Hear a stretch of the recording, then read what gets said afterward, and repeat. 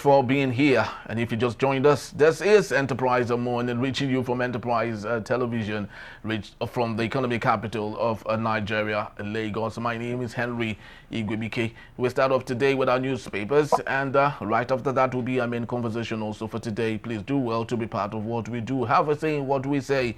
You can always find and reach us at enterprisetvnews.com. You may equally like, comment, and follow us when you get to be part of what we do right here on Enterprise TV 7.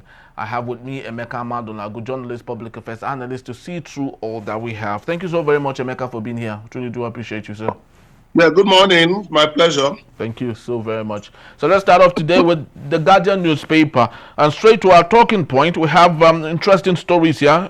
Like Plateau, 58 killed, 31 injured, 15,000 displaced in 6 weeks.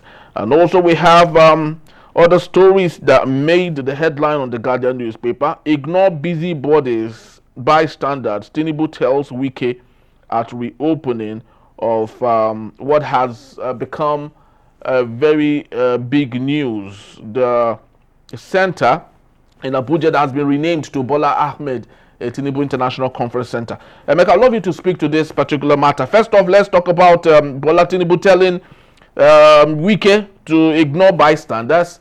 And secondly, is it really necessary that the International Conference Center should be rechristened with the name of the president? Thank you very much. It's all part of the underwhelming governance we have in Nigeria. I mean, governance by show, governance by trick, governance by deceit, without anything to show for it. Renaming International Conference Center that was built by former head of state, General Ibrahim Babangida, from ground to up. And then now you say you renovated it with 39 billion. And you're renaming it after, you can rename it after anybody, even your dog or whatever, or your goats. It doesn't matter. But what matters is, the fact that, you see, Nigerian politicians have sunk so low that for them, anything goes. It's governance is just putting up a show. It's not anything serious. I mean, and then I understand that government is trying to get MDAs to be holding events at the place so that they can recoup money. But you have other places in the FCT, which, if you check, may be far cheaper than this place, And so I wonder what benefit the government stands to gain from such a place. Because 39 billion for innovation. I mean, in which century are you going to recoup the 39 billion? That's what we'll talk about, wastefulness. Wastefulness, the waste in the system. They just quote heavy figures. And of course, we know that there is no serious renovation that's gone on. It's just gathering money for the 2027 elections. That's all. So that's why Tinubu will be so elated, because of course Wike is playing to script. He's running the Federal Capital Territory, according to Tinubu's script. So what do you expect? Is this kind of thing, this kind of show that you're seeing, and that's it. That's very thank you. That's very so unpleasant because of one would wonder that particular conference center was built with 240 million naira, and it was renovated with billions. And one would ask, what is the reason for that? And of course, Yeltsin Wike is not questionable. No one can even ask him, and he is not even open to answer if the questions are being raised on accountability for the renovation of that center. But let's take a look at other matters here, Emeka. Less than 30% of public schools have computer labs, ICT-savvy pupils. Of course, we saw the resultant effect with the JAMB CBT and equally the WAEC, which hopefully the CBT will be involved in it. But while all of this are awesome, new technological innovation, the problem is how prepared are those who are to use this technology, and do we have the right infrastructure to make it work? Well, the point is that we often cry about our challenges as a nation, while we are actually staring, while the solutions are staring us in the face. But you see, we revel in talking, we revel in making plans, we revel in lamenting our frustrations, our challenges, and that's why you see this is the 21st century, where countries, excuse me, are spending so much money, on providing these gadgets, ICT gadgets for their public schools, and scaling up the adaptability of their pupils to these things. But what do you find in Nigeria? There was one photograph I saw some time ago of, I think, a computer studies teacher, taking some pupils, maybe in a school that was not named, and he had to do a sketch of a mouse and a sketch of a computer on the wall. You can imagine such ridiculous stuff. And, look at the cost of those things. Those things have gone up tremendously. So, I mean, what they'll tell you, they've invested so much in education. Ask them to tell you about what they spent on innovation, digitization, computerization. Ask them if they even know what is called a STEM, science, technology, engineering, and mathematics, which, is the king of the 21st century. They'll tell you, they don't know. So even where they supply computers, of course, you see that these things are defective. They are just some relics that somebody just fetched from somewhere, from maybe some dumps in some foreign countries and brought to Nigeria. The thing is that we don't rate ourselves. And that is why you see so much stealing, looting, corruption, anyhowness. We don't rate ourselves. And it's a sad thing. It's a sad thing that you see that in many African countries. Africans just generally want to hold power without being responsible for anything. And that's why, you see, it's easy for the West to kick us around like a disused can. Because why? We don't have plans. We don't have projections. We don't even know where the world is or where the world is heading to. We don't know. We don't even know where we are. We have a problem of counting. We don't even know how many we are or what we have or what we produce. All they're just interested in is inflating figures in everything. And at the end of the day, look at JAM. That was a problem in the UTME. Now, WAEC. I don't know if you saw the disgraceful outing the head of the WAEC national office in Nigeria had with the House of Representative Committee, where he was asked questions and he was just giving very disgraceful answers. I mean, I think that man should have been asked to resign that very day because it was a big disgrace. It was a huge disgrace. And thankfully, the chairman of that committee told him that if you cannot organize manual handwritten examinations, within safe hours, that you have to keep pupils up till 11 p.m., 9 p.m., 11 p.m. in the classrooms, in the exam centers, that please do not introduce CBT so that we'll not have a worse disaster on our hands. And that's what you see. The anyhowness, anything goes. You don't find people who are doing, don't even do the extraordinary, just do the normal thing, the regular things. Do them well. That's where the problem is. And it's sad. It's sad. Thank you. It's truly sad, Emeka, and worst of it all is while we truthfully know that things are bad, those in authority have grossly refused to admit some of these things. Dr. Tunji Alausa, the substantive Minister of Education, you won't see him, speaking to some of these issues. But when it comes to, issues that are really not of great importance, like asking universities to ensure that they are online and market themselves. That's where you would see him.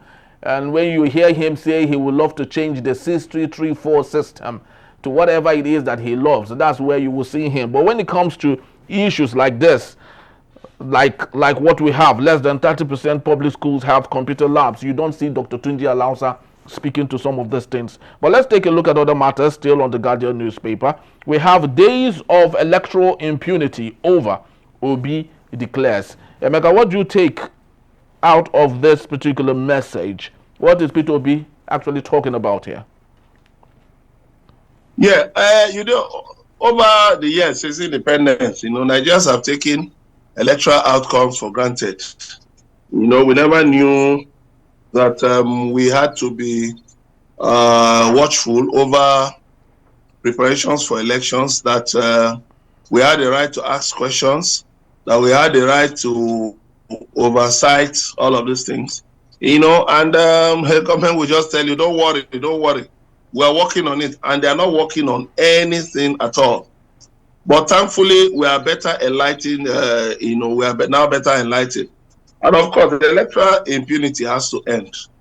It's got to stop. The National Assembly must embark on the electoral reform. If they like, let all of them defect to APC. What we want is electoral reforms, and there must be electoral reforms.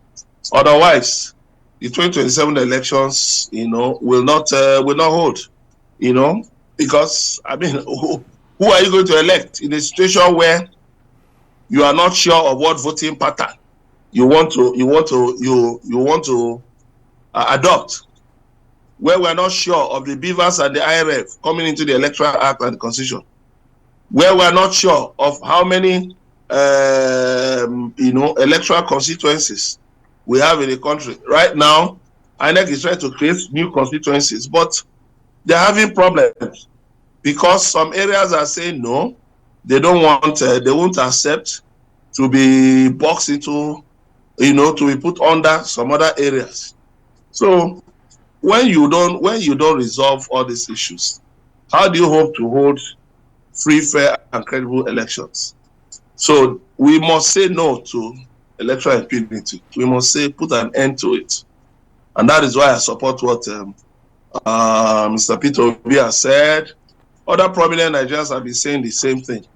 And we must put pressure on our elected representatives in the National Assembly to make this happen. Thank you. Very true. Let's go to the Daily Trust newspaper yet again. And we have other interesting story here.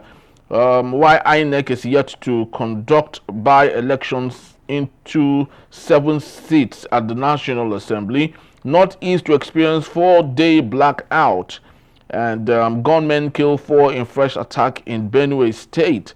96 houses burnt down in Plateau community. ICC commissioned renamed after Bola Ahmed Tinubu. Yes, we had talked about that.